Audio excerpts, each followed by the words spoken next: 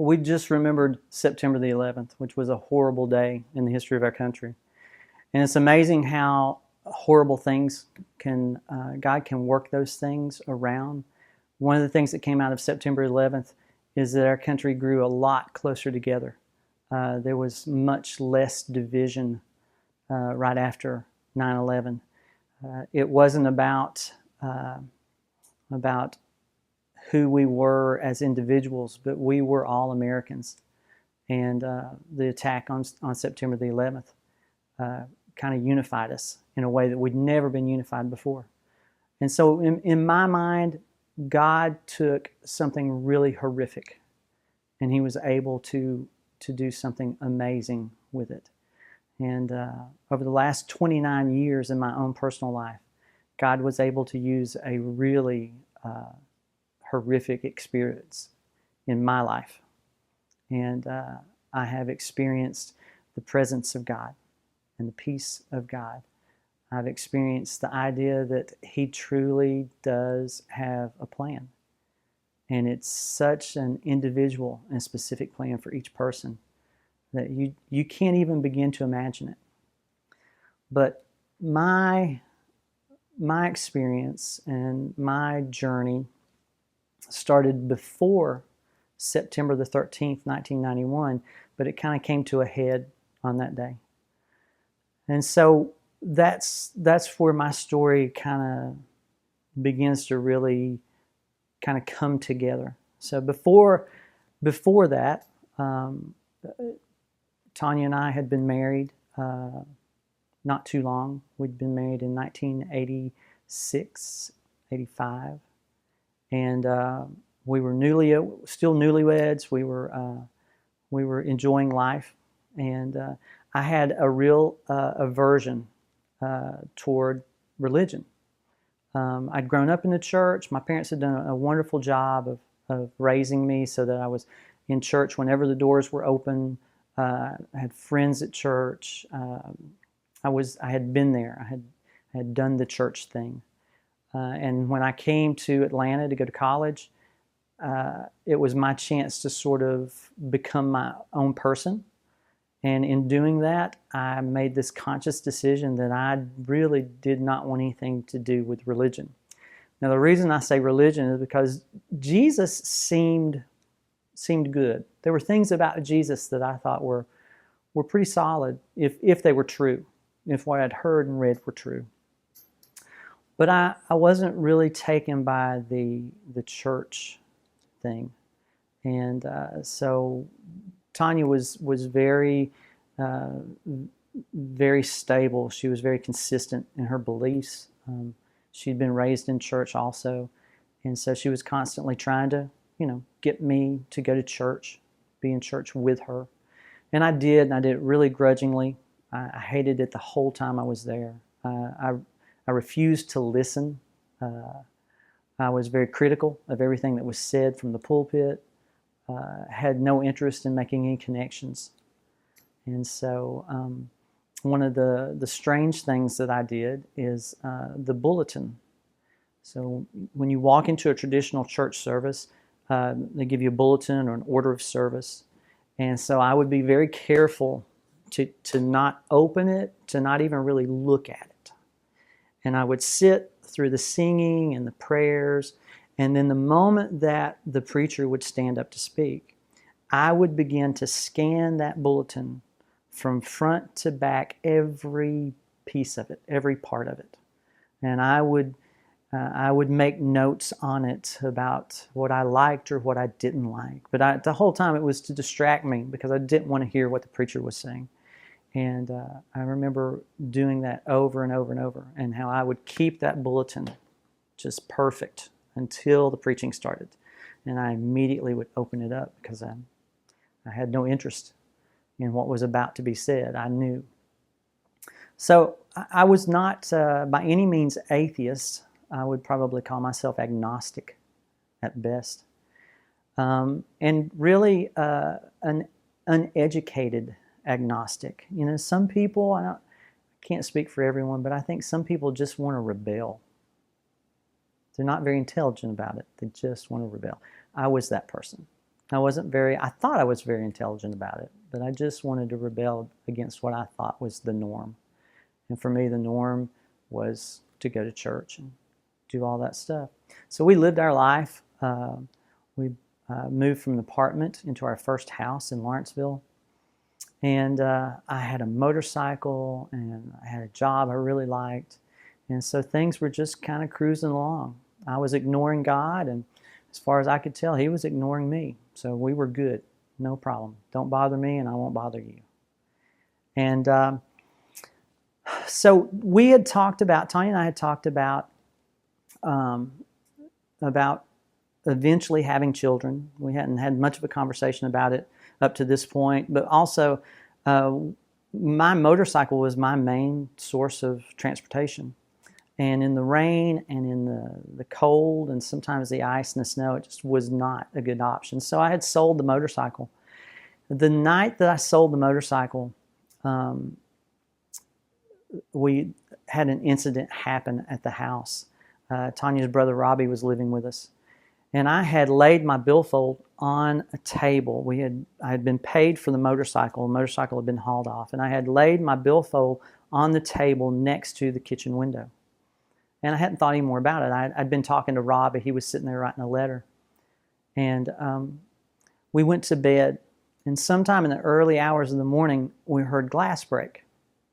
And like any good red-blooded American male, I did the most intelligent thing you can do. I grabbed my baseball bat, which for some reason I kept next to the bed, and made my way downstairs. And of course, the window was broken next to the table where my billfold had been sitting. Someone had broken the window, reached through, and taken my billfold. So we called the police, and the police showed up right away. Came in, took a look at what had happened, checked around the house to make sure that no one was there, took our report, and so we went back to bed. And so the next morning, we got up just a couple hours later. We tried to get some sleep, couldn't really sleep, and finally we got up to go to work. Tanya left to go to work, and I stayed behind to clean up the broken glass and to get a new window. And that's when we realized there was that our neighbors had also been broken into as well. And we actually did not know this at this point, but we would find this out later. And so our neighbors had called the police because their cars had been broken into. Some of their windows had been broken. And so there was a Gwinnett County police officer there in the neighborhood investigating those break-ins, and this was later in the day. So this would probably been around 10 o'clock, 10 o'clock. So in the neighborhood that we lived, it wasn't a small neighborhood. It was a pretty good sized neighborhood, but the houses were rather close together. And so it was possible to stand in one backyard and see the backyard of several houses down from you. And so the police officer who was investigating the other break-ins had gone to a house about 2 houses down from our house. And while he was checking the outside of the house, he had noticed that the window shade, the blinds, were blowing in and out of my house, the broken window at my house, because I had taken the window out to replace it. But I couldn't go replace it because I had no billfold. I had no ID, I had no debit card, I had no money.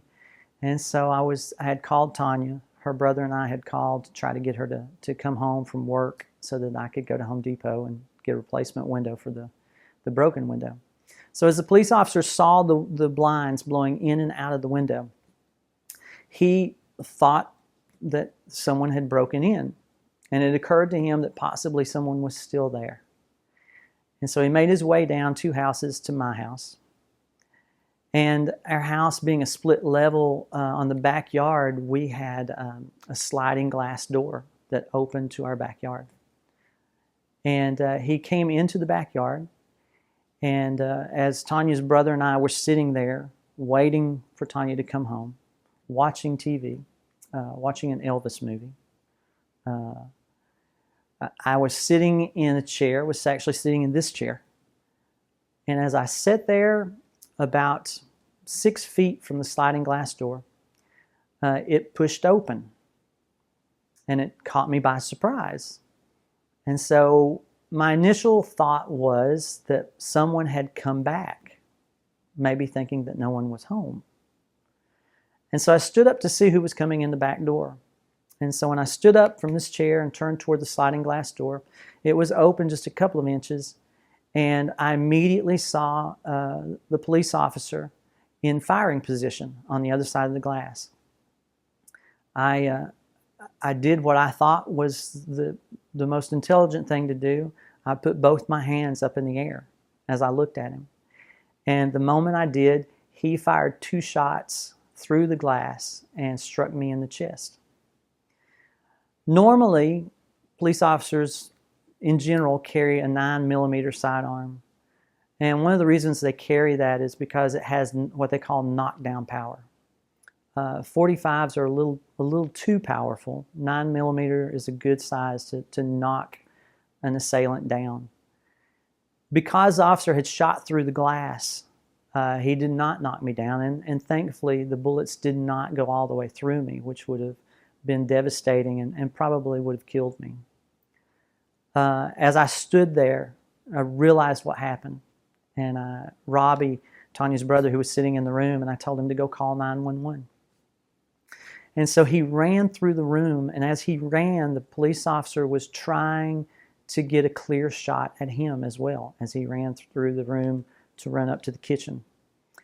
As I put my hand on my chest and I could feel the blood begin to come out of my chest, it was a warm feeling as it just saturated my shirt. He told me to get on my knees. And I had made my way to the door. And as I pushed the door open, he told me to get down on my knees as he held the gun in my face. I got down on my knees and I said, "I live here." And he said, "Are you the homeowner?" And I said, "Yes, I'm the homeowner." And as I said that, he turned this horrible, horrible shade of gray. I've never seen a human being actually turn that color before. But all the color left his face, and he stood there with his gun by his side, and he just repeated, "You're the homeowner." And as he did, his partner, a female officer, she came rushing in the door. She pushed the door back. The glass fell out of the door. And she rushed in and she laid me back and she put her hand on my chest. And while she was holding me, she was screaming for someone to get a towel, for someone to give her something to put over my chest. Robbie found a towel, a kitchen towel, and gave it to her, and she was holding it on my chest. And before she was able to get the towel on my chest, I remember looking at her hand as she held her hand on my chest, and I remember the sight of every time my heart would beat, the blood would actually pulse through her fingers out of my chest. And she got the towel, she put it on my chest, and she was shaking so hard. And at that point is probably the first place that I realize, or I remember actually hearing God speak to me. Because like I said, I wasn't atheist, but I really had no interest in God because I didn't think He had any interest in me. And so at that point, while I'm trying to put everything together and I'm trying to process what's just happened, I've been in my own home, a place where I thought I was safe. I've been minding my own business. I wasn't doing anything wrong. I have just been hit in the chest. It felt like I had been kicked by a horse or a mule right in the chest. And all of this has happened in the presence of a police officer, someone that I look to for my security and my protection. And I'm trying to process all this, and it's really, really hard because things are happening so fast. And suddenly, things slow down. Everything began to just kind of wind down. It was happening at hyperspeed, and now it was getting slower and slower and slower. And I heard God say to me, "If you'll trust me, I've got you." And I remember thinking at first, what is that voice? What is that thought? What is that presence that is asking me to trust? I didn't recognize the voice of God. I didn't recognize the heart of God because I had never taken time to find out what the heart and the voice of God were like. And so as he spoke to me and he said, if you'll trust me, I've got you. And I began to think, I can trust. Whoever, whatever this is, I can trust. And so I remember the feeling of every muscle in my body just beginning to release. Because up to that point, everything seemed to be this constriction and this fight against this massive force that was rolling over me. And I was pushing back. And when God said, I've got you, if you'll trust me, I've got you. And I remember the feeling of beginning to just let go of everything. Not in the sense that I was giving up, but in the sense that I'm going to rest in this moment. And so all I knew to do was to try to comfort the lady, the female police officer who was trying to hold compression on my chest. And by this point, the dish towel was soaked. It was completely saturated with my blood. And she was shaking and she was crying. And the other officer who had shot me, he was walking around in the backyard just holding his gun. He was walking around in circles. And I remember I looked up at the female officer, and with as much love and peace as I had ever felt in my entire life, I said, I'm going to be okay. I'm going to be all right. I said, it's all right. And I held her hand, and I would pat her hand, and she would look at me and she would shake her head. And I would go, I'm going to be okay. I couldn't tell her and I didn't understand it, but that's all I could hear. That's all I knew, was that I would be okay. The other officer walked in the door and he's still holding his gun in one hand. He's just walking around like in a daze. And he looked at me and he just shook his head and he looked at me. And I told him, I said, it's going to be fine. I'm okay. I'm actually okay. And he just shook his head and walked off. So by the time this had taken place, the paramedics had arrived. And one thing that I can tell you that I've learned about paramedics in every situation, their compassion, their professionalism, their desire and passion for life and to save lives. The first thing a good paramedic will do when he shows up on the scene is cut every stitch of clothing you're wearing off of you. It doesn't matter if you have a gunshot wound to the chest or if you have a severe cut to your foot. The first thing they have to do is get every piece of clothing you have off. And so that's what they proceeded to do. And so now I am lying naked, bleeding in the floor of my den, while people are flying around me. And yet I still hear God. And he tells me over and over, I've got you. But now he's added something else to it. He's not only do I have you, but I have a plan for you. And I remember hearing that in my pre-God stage, my pre-shooting stage. God has a plan for your life. And I remember thinking, that is such bull. God is so far removed from everything that there is no plan.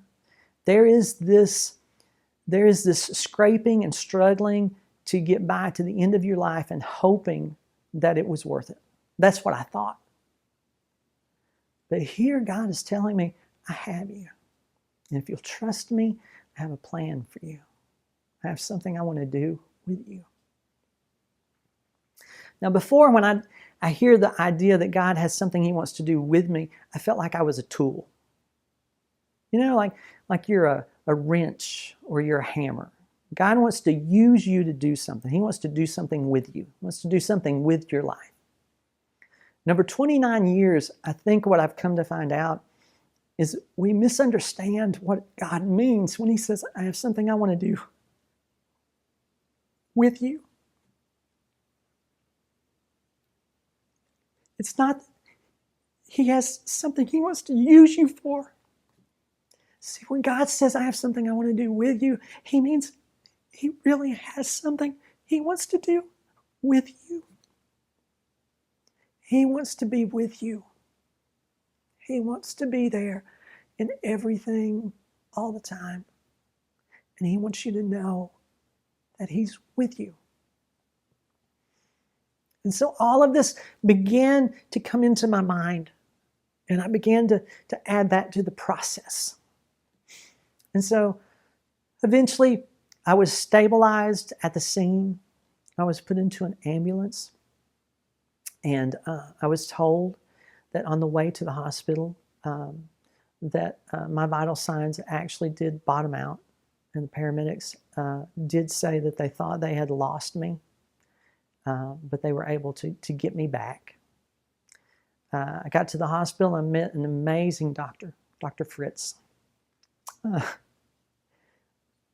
Dr. Fritz had on a white coat, and his hair was a little bit of a mess. He was unshaven, and he had on like a dark flowered button-down shirt. The reason I'm giving you this information is this last piece. And he wore red high-top Converse tennis shoes. He was like House before House. He was very dry. He was very businesslike. And he took me in, and immediately he looked in my eyes. He looked at my chest. He rolled me over and looked at the back of my chest and commented on how good it was that the slugs had not come all the way through my body. I had been put in compression pants, those big balloon pants, to keep your blood pressure up because I had lost so much blood that they were pushing what little blood I had left into my torso to keep me from dying. And I laid there on the table, and my lung had collapsed. I had a collapsed lung because the bullet had taken out the top corner of my lung, my right lung. And it was a horrible feeling of feeling like you were drowning. You just couldn't breathe. You couldn't take a breath. It was so abbreviated. And so immediately the first thing Dr. Fritz did is he put in a chest tube. And the relief of reinflating my lung was incredible. Few things that I could compare to being able to take a full breath. And as I lay there, again, God continued to tell me, I have you. If you'll trust me, I have you, and I have something I want to do with you. Now, at this point, I want to take you back a couple of weeks before, or maybe even just a week before all of this happened. The Atlanta Braves they were going from worst to first in one season. And if you were ever an Atlanta Braves fan up to that point, it was just worst to worst. It never really got any better. And so they were constantly on the news, and the games were really important. And so I had sat down to watch an Atlanta Braves baseball game. And while I was sitting there one afternoon, Tanya was home. There came a knock at the door. And a lady came to the door, and she introduced herself, and she began to say how she just wanted to welcome us to the neighborhood if we had not been welcome to the neighborhood. She wanted to invite us to come and go to church. And I could hear all this. And I remember thinking, oh, one of those. We got one of those people going around the neighborhood inviting people to church. How irritating. And so as she stood there, Tanya called for me, and she said, come up and meet this lady. And she was there with her daughter. And so as I came up, she began to tell us her story. and how God had done such an incredible thing in her life. And she shared her testimony of God's goodness in her life. And God had done wonderful things in her life.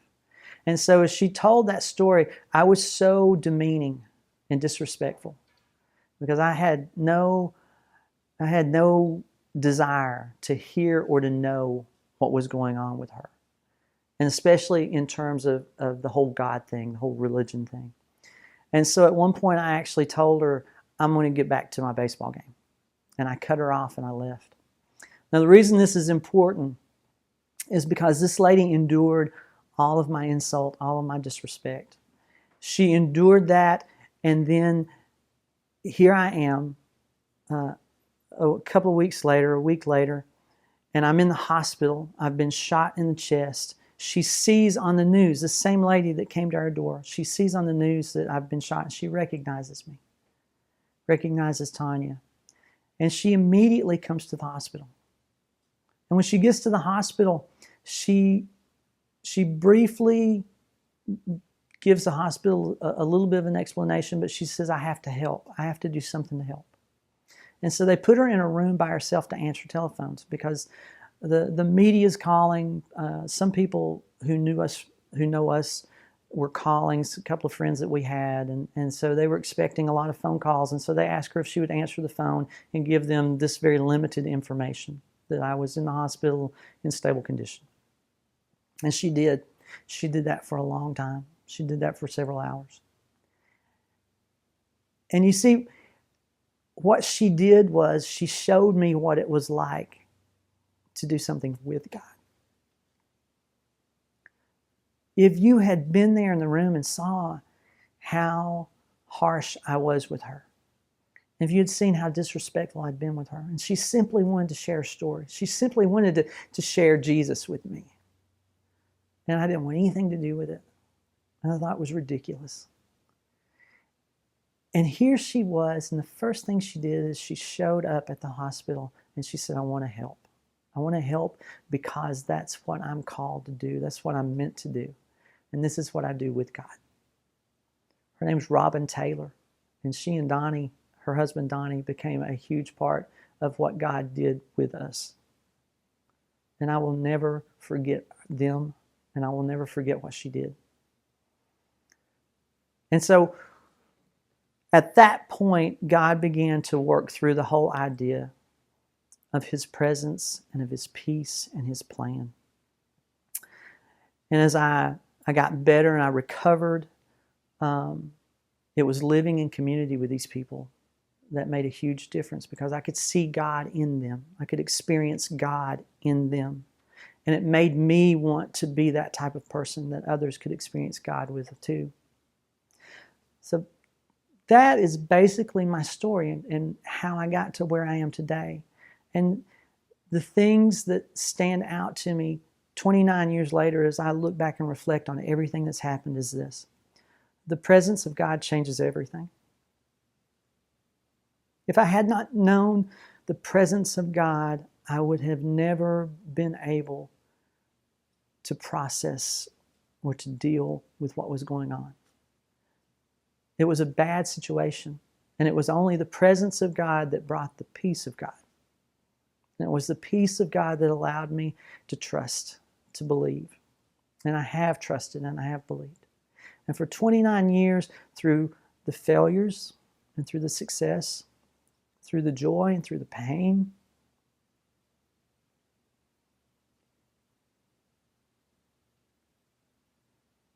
He's never stopped being there. He's always been there. There are times when I would rail against Him because I didn't think He was there. And He would immediately tell me, I'm here. I never left. I've been here the whole time. And His peace comes over me again. And there's rest. And there's a sense that there is hope. For 29 years, I've been able to understand more and more and more what it means for God to do something with me. He never wanted to use me. He actually wanted to be with me. And I've had wonderful opportunities to work with teenagers and young adults. I've been able to go on trips to share the heart of God with people in other countries. I've been able to make those same trips to my hometown in Kentucky and see the place I live from a different perspective. I've been able to be part of the life of a thriving, beautiful church. I've been able to be a part of a beautiful family that I love and adore. And I love and adore even more because I know how much God loves and adores me. So those are the things that I've found out in 29 years. And I've said this before to other people when I share my story. I would never want you to go through this. I would never want anyone to be shot in their own home. I would never want anyone to be shot at all. It's a horrible experience. It's terrifying. But if you were to take me back and say, you can go back before that happened and you don't have to go through it, but you won't end up where you are now, I think I can honestly say that I would prefer to be shot again. Because to be where I am is to know the beauty and the passion and the heart of God in a way that I would have never known any other way. And it is knowing the heart of God this way, so personal and so intimately, that can allow me to know other people and to know them in a way that is loving and compassionate and peaceful, in a way that shares the heart of the same God that has been so loving, compassionate, and peaceful with me. So that's my story, and that's how I got to where I am. And I'm grateful. I'm grateful that God has brought me through.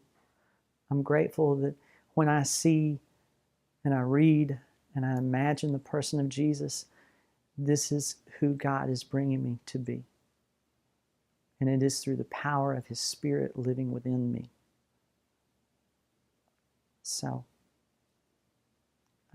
I'm grateful today, September the 13th, in 2020. I'm grateful to be here in spite of everything that's happened, because I know God in a way that I would have never known Him before, and I have a family that I could have never imagined having without being there and going through that the way I did. So I hope that my story, I hope it has an impact. I hope that it is encouraging. I hope that it shares the heart of God. And I look forward to doing so much more with God over the next 29 years.